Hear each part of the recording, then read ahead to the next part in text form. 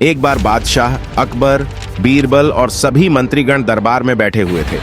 सभा की कार्यवाही चल रही थी। एक एक करके राज्य के लोग अपनी परेशानियां लेकर दरबार में आ रहे थे। इसी बीच वहां एक व्यक्ति दरबार में पहुंचा। उसके हाथ में एक मर्तबान था।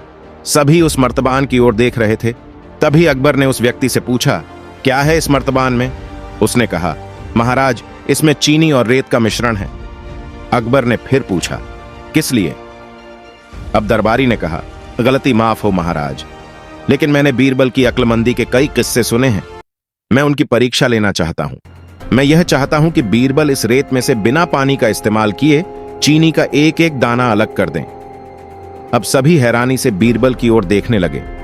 अब अकबर ने बीरबल की ओर देखा और कहा, देख लो बीरबल, अब तुम कैसे इस व्यक्ति के सामने अपनी अक्लमंदी का परिचय दोगे? बीरबल ने मुस्कुराते हुए कहा, महाराज, हो जाएगा, यह तो मेरे बाएं हाथ का काम है। अब सभी लोग हैरान थे कि बीरबल ऐसा क्या करेंगे कि रेत से चीनी अलग अलग हो जाएगी। तभी बीरबल उठे और उस मर्तबान को लेकर महल में मौजूद बगीचे की ओर बारात चले। उनके पीछे वह व्यक्ति भी था। अब बीरबल बगीचे में एक आम के पेड़ के नीचे पहुंचे। अब वह मर्तबान में मौजूद रेत और चीनी के मिश्रण को एक आम के पेड़ के चारों तरफ फैलाने लगे। तभी उस व्यक्ति ने पूछा, अरे यह क्या कर रहे हो? इस पर बीरबल ने कहा, यह आपको कल पता चलेगा। इसके बाद दोनों महल में वापस आ गए। अब सभी को कल सुबह का इंतजार था। अगली सुबह जब दरबार लगा तो अकबर और सारे मंत्री एक साथ बगीचे में पहुंचे। साथ में बीरबल और रेत व चीनी का मिश्रण लाने वाला व्यक्ति भी था। सभी आम के पेड़ के पास पहुंच गए। सभी ने देखा कि अब वहां सिर्फ रेत पड़ी हुई है।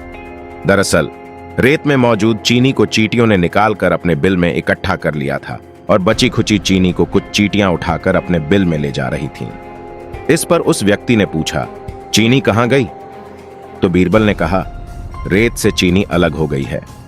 सभी जोर जोर से हंसने लगे।